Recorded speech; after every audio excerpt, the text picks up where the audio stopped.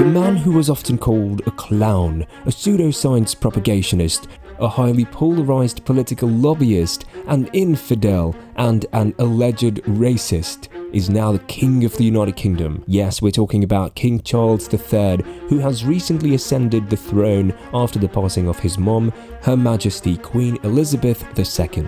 Considering how his life has been blemished with one controversy after another, the guy has surely hit the jackpot now in terms of all the inherited wealth and power. But with that, this guy has amassed so much power that it's seriously disturbing. And in this video, we're going to talk all about his newly gained power, his riches, and how his reign affects you.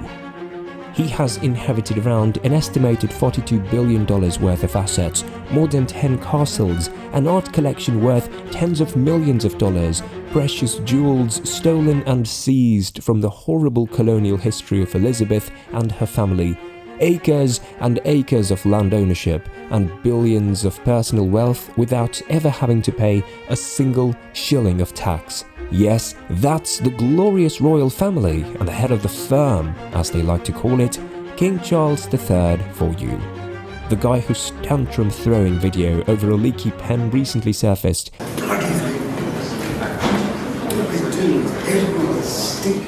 Was he really worthy of getting all these powers and riches? This question has been raised more than often in the British and world media. I mean, come on, this is the same guy who's had a nauseatingly privileged lifestyle all his life, where someone has to literally put toothpaste on his toothbrush too. This guy has been so unpopular among his own people that more than half of the Brits wanted him to step aside and give up on his dream to become the king and pass it on to his much-loved son, William. Charles has often been called highly eccentric, and now this same guy has become the King of the UK and the political head of 14 other sovereign states, including Canada. That's a weird world that we're living in, seriously. But one thing is for sure, the man has had to wait for over 7 decades to finally become the king. Yes, that is a long time, but that gave him enough time to build his own private fortune. See, it's not only the late Queen's assets that he has inherited, although the inheritance alone is mind-boggling, including private estates that include the late Queen's beloved castles from Balmoral and Scotland, her estates in Sandringham, the eastern part of England, her private collection of mostly stolen jewels, her rare stamp collection, her art collection that includes works by Rembrandt, Vermeer, Caravaggio and Leonardo da Vinci, whose worth alone is extremely high, and other forms of the late Queen's personal investment, with an estimate of $500 million of the Queen's personal assets. That's all just inheritance. But Charles owns plenty of his own too. Do you know what's ironic over here? Well, all the wealth that comes from all the real estate that he owns now is something for which Charles won't have to pay any tax, because thanks to Her Majesty, his mummy, an agreement was signed in 1993 with the British government that exempts the royals from paying taxes when a property is transferred from one monarch to the other.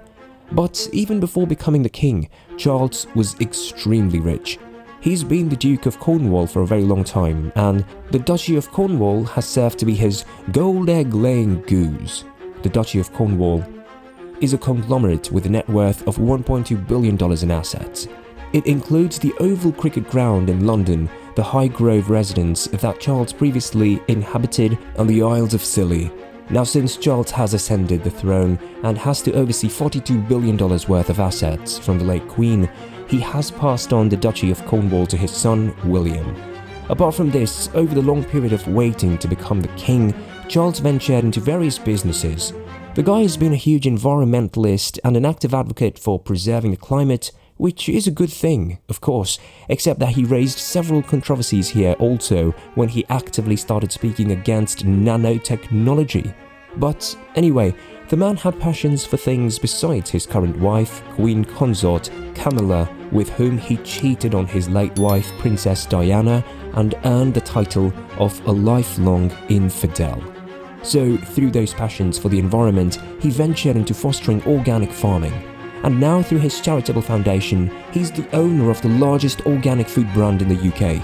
It has also been handed down to William now, because our man has become the king. But that's not all. He also owns a nature retreat and crafts center in Transylvania, and they both operate as fully operational, high revenue generating bed and breakfasts. As per Forbes, Charles now owns the Crown Estate and the Duchy of Lancaster too, aside from the Crown Estate Scotland. Put aside the fortune these estates generate for our king, let's talk about the land. The Crown Estate is spread across more than 250,000 acres all over the UK. You can safely assume that this means that the late Queen, and now King Charles III, has sovereignty over approximately 0.5% of the entire UK's surface. But is that really such a small percentage? Nah, that's what they want you to believe. Actually, the land these people own in reality is a lot more than that. The Crown Estate includes Regent Street, Ascot Racecourse, and almost the entire seabed of the United Kingdom. Not only this, but the Crown Estate Scotland includes all of the Scottish seabed, rural estates, and rights to fish wild salmon and extract naturally occurring gold and silver in Scotland. That's a lot of land area that the Queen and now this guy owns, don't you think? They not only own almost all the land in the UK, but they also own almost all the land in 15 Commonwealth countries. And this is not a far-fetched claim. There are actual reports that have revealed that the Queen and now the King owns all land, not only in England and Wales, but also in Northern Ireland. So any landowner in the UK is practically not an owner. Rather, it's actually by law all the British monarch's land that these landowners get on an unseen lease, meaning that you only own the house that you've constructed, but the land is leased from the monarch. And, by the way, this is not all. The monarch owns the land in Commonwealth nations like New Zealand, Bahamas, Australia, and Canada too. In Australia alone, the land owned by the Crown is more than 1/4 of the entire country. On the other hand, in Canada, the hold of the monarchy is way stronger over their lands. Technically, to put it simply, before it was the Queen, and now King Charles owns almost all the land in nations like Jamaica, Papua New Guinea, and some African countries too. All this land accounts for a total of almost 6.6 billion acres all around the globe. In other words, the sixth of the entire planet. So, do you see what kind of power King Charles III has over your land too? If you are a landowner from any of these places in the world, don't believe that it's your property. Rather, it's his. Now, coming to his wealth and source of income, that's always remained a mystery. Some recent reports have provided some astounding facts though. The numbers are so huge that it's even hard to keep track. So, the king earns a lot from his businesses and real estate, as we've already established. But the Crown Estate alone is $17.5 billion in net assets, and generated around $361 million this year. However, not all this money from the Crown Estate goes into Charles's pockets. He has to give the net profit from the Crown Estate to the British Treasury. But the funny thing is that the royal family gets a cut from the Treasury in return in the form of sovereign grant. This year's sovereign grant was valued at up to $99.6 million as per the fiscal earnings of the Crown Estate, and around 10% of this money goes to the maintenance of Buckingham Palace. Wow! Talk about being wealthy, man! Some say that the British royal family is way wealthier than the Saudi royal family because these are just the riches that are out in the open.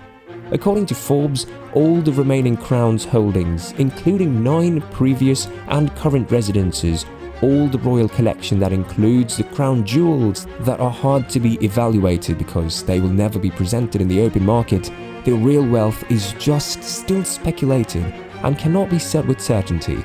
And also, they don't file annual reports. But as we mentioned before, Charles is not dependent on his sovereign grant alone, as he is a very rich man on his own. Besides, now that he has control over the Duchy of Lancaster too, which is worth $753 million in net assets, all the net revenues from the duchy go directly into Charles's pockets. So we're talking about some billion or maybe trillion figures here that this man has control over now. Or maybe more, and that is huge. Now, this man who single-handedly has a hold on so many nations has led a very twisted kind of life, full of controversies. Just recently, it was reported that the king accepted 3 million euros from the Prime Minister of Qatar from 2011 to 2015. On one occasion, he accepted a suitcase full of 1 million euros too. In his defense, it was said that all the money went into Charles's charitable funds. Really? Are you sure? Then what about other instances? He has been reported accepting $1.2 million worth of money from half-brothers of the terrorist Osama bin Laden. I mean, why? In his defense, it was said that it was all legal money and spent into his charity. But man, that Qatari Prime Minister is a violator of human rights and shaking hands with the brothers of a terrorist? Why? What does this tell you about what kind of a king Charles III is? I mean, with all the wealth and power, why does he even associate himself with these individuals? The guy who is sitting on the throne now is the same person who was widely criticized for his highly polarized political point of view and his efforts to lobby with senior British politicians and government officials on a variety of matters, including the purchase of helicopters during the Iraq War to illegal fishing of Patagonian toothfish through his infamous Black Spider memos. Everyone knows that the monarch is supposed to be politically neutral. Our late queen was like that too, although she ended up having a lot of say in most crucial matters of the nation, of course, but generally she refrained from showing her political bias. But King Charles, who was Prince Charles back then, was very different. And this is something that he needs to think about if he wants to become a successful monarch as his mom was. Now, finally, we're gonna leave you with our opinion on the craziest fun fact about his newly gained power. Did you know that King Charles III has a complete immunity to any type of law persecution? Yup, he can literally commit a murder and the law cannot touch him. So there you have it. Let us know in the comments what you would do with this kind of wealth and power.